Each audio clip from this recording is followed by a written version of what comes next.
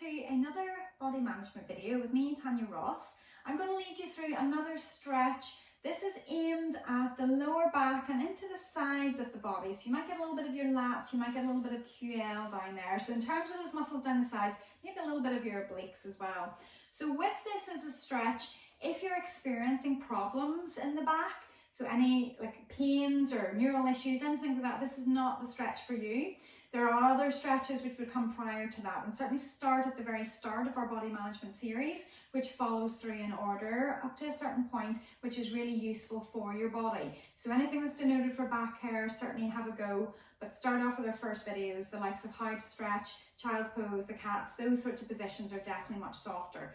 But if you're unsure, then yeah, certainly book in and see a health professional to make sure that you get the right track, and then certainly you can start to discern what is appropriate for you.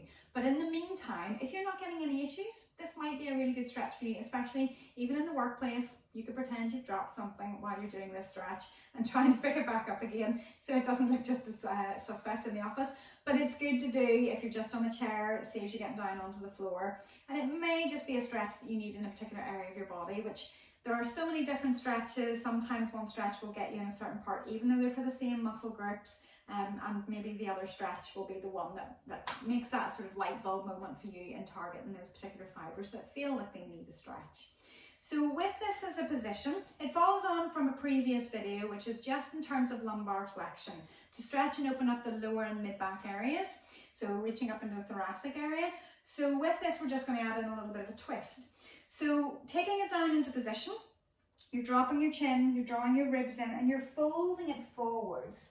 Now as we fold it forwards, I want you to bring one arm to the inside, one arm to the outside, and then the arm that's on the outside is reaching lower.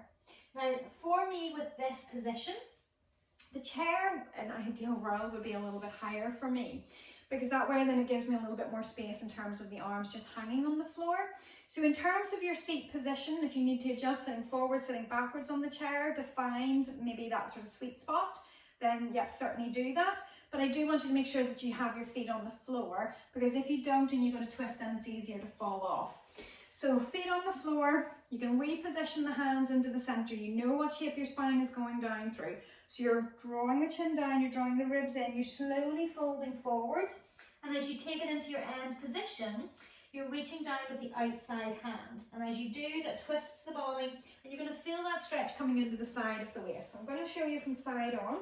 So again, as I take it down, I'm reaching down with the outside hand, it brings me into a twist. If I show you the other side, again, reaching down with the outside hand, takes it into that twist, and feeling something pulling. So if my left hand drops, feeling it pulling into the right side of my back. Again, I can hold it there. If I need a little bit of support, I can always use a hand to help take the weight of the upper body, and that way then it's less work, if you like, for the back to hold you there.